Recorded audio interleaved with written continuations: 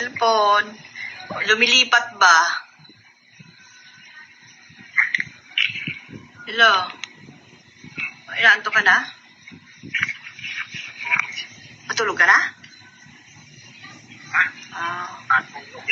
Ano yan? Nandiyan ka sa kwarto? Ha? Yung may nabo. Lakas ang boses. Nagingi. Tumawag si kuya. Kinukumusta ka? Ulitin mo daw yung sinabi mo kanina na yung binibidyohan ka para may record. May record kami, i-record namin. Han? Yung tungkol dun sa affidavit na sino ba may gawa nun? Ikaw o sila? Sila. Ina-record na wala? Ano sabi-sabihin? O sabihin mo ko lang ano nangyari doon para may record namin.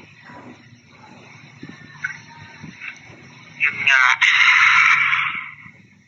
binidyoan ako ng nakaraang araw.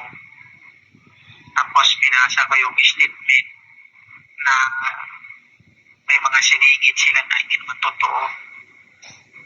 Na idinidiin nila si Maculita pati si Defensor. Na sinabi nila doon sa statement na pinangakuan ako ng pera, babayaran ako. At sinabi pa doon na hindi masaya. Wala akong alam doon sa delivery doon sa bahay ni Romualdez. Yun lang nakalagay doon na ayaw mo dapat normal. At hindi naman ako gumawa ng statement na yun. Sila naman. Yun lang ang pinirmahan mo. Yun Yun lang yung nasingit doon sa ano ko. Saan ba yan? Sa pinakahuli? Hindi, nasa ano yun. Parang Gitna?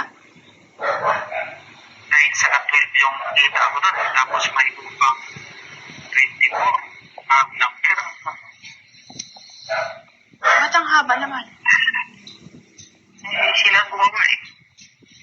Pero yung affidavit mo nung una, andun pa yon. Wala yun. Ibang Bago. version yun. Bago na yung Ay, ginawa. may ginawang panibagong affidavit para basahin mo. No, pinangako naman sa'yo nung una, nung pinirmahan mo, hindi na ilalabas yun. Sabi nila, hindi lalabas. Bakit ka pa nila pinabasa? Anong sense nun? Hindi ko alam kung ano. Idadalhin daw sa korte para mawala na yung kaso ko. Yun yung sabi eh. Nung ayaw mong basahin, anong ginagawa nila sa'yo? Pinipilit akong basahin ko eh. Kaya wala ko magawa.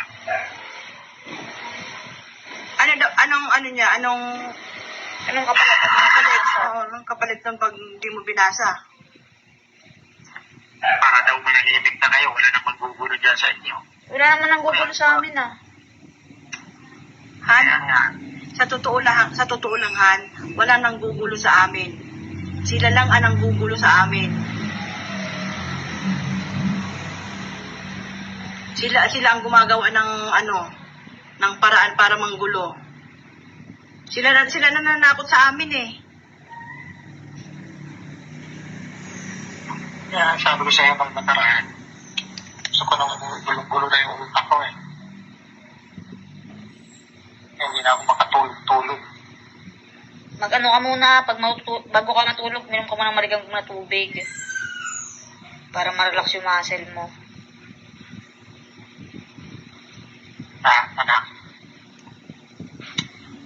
Pag sinabihan ka na palabasin ka dyan, mag-text ka sa akin ha.